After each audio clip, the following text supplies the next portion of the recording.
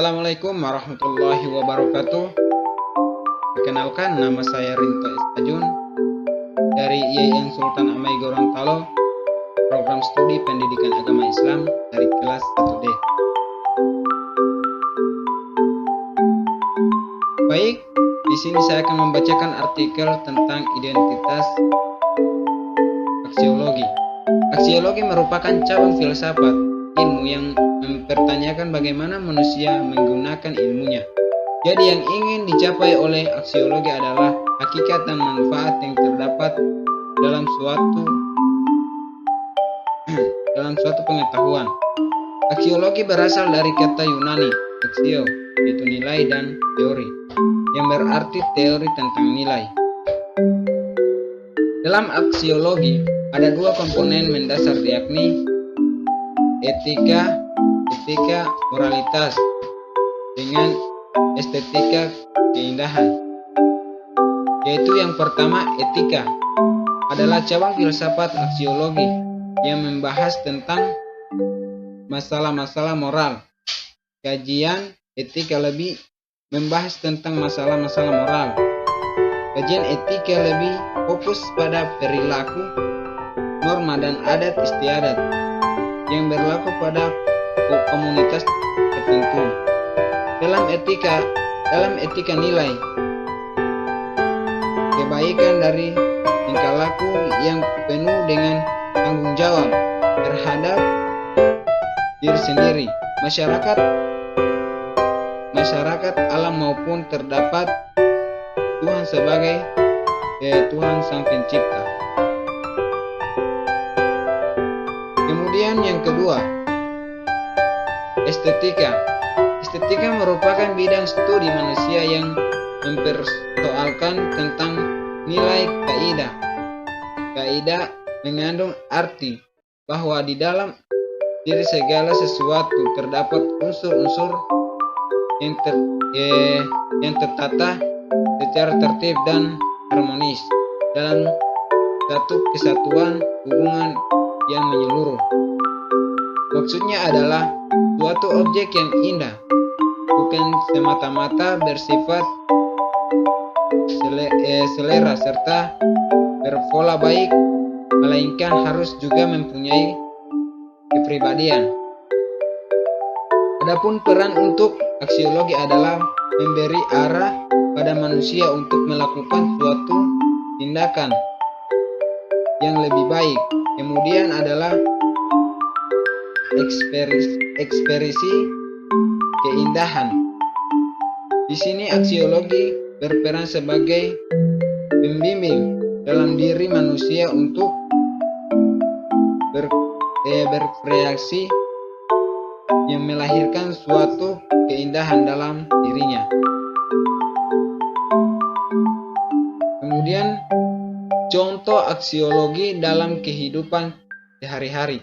Teori aksiologi memiliki ranah diantaranya yaitu tentang etika dan estetika.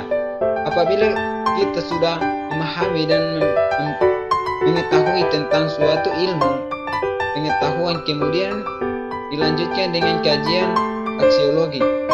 Aksiologi ini yang akan membahas tentang manfaat yang didapatkan dari ilmu pengetahuan tersebut dapat memberikan manfaat atau masalah sebaliknya.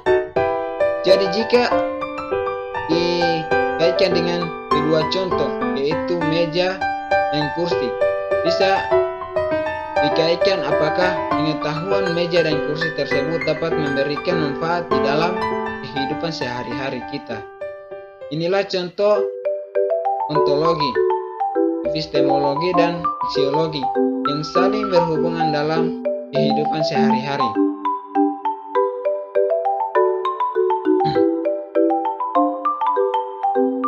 Adapun aksiologi, menurut para ahli terdapat menjadi 4, yaitu aksiologi menurut Junjun S. Surya Sumantri. Yang kedua, aksiologi menurut Bramel. Yang ketiga, aksiologi menurut Bibisono. Muragio 2009 sampai 152. Kemudian yang keempat yaitu aksiologi menurut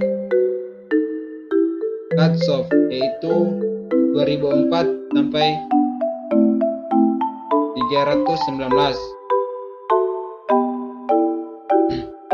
Jujun S. Surya Sumatri, aksiologi yang terdapat di dalam bukunya Filsafat Ilmu, sebuah pengetahuan memperoleh bahwa aksiologi ini diartikan ialah sebagai teori nilai yang berhubungan dengan kegunaan dari pengetahuan yang diperoleh. Kemudian yang kedua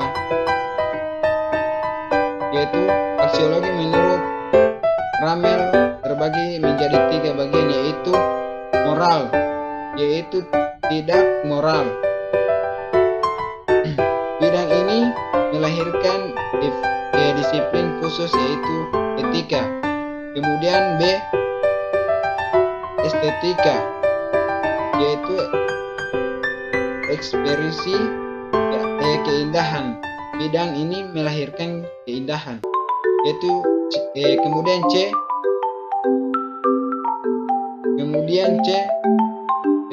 sosial,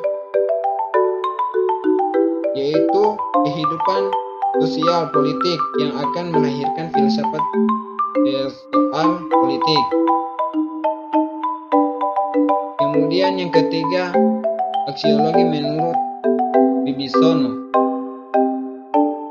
dalam Muragio 2009 sampai 152. Aksiologi menurut nilai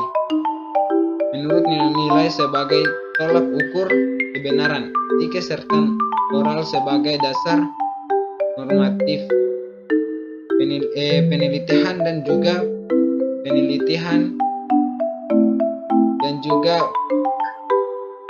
peran ilmu. Kemudian yang keempat aksiologi menurut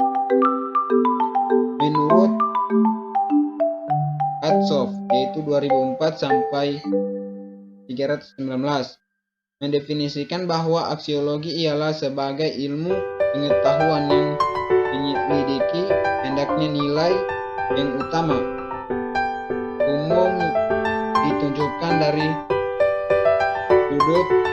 sudut pandang filsafatan. Baik, itulah yang bisa saya sampaikan mengenai materi tentang identitas aksiologi. Kurang lebihnya saya mohon maaf. Saya akhiri. Wassalamualaikum warahmatullahi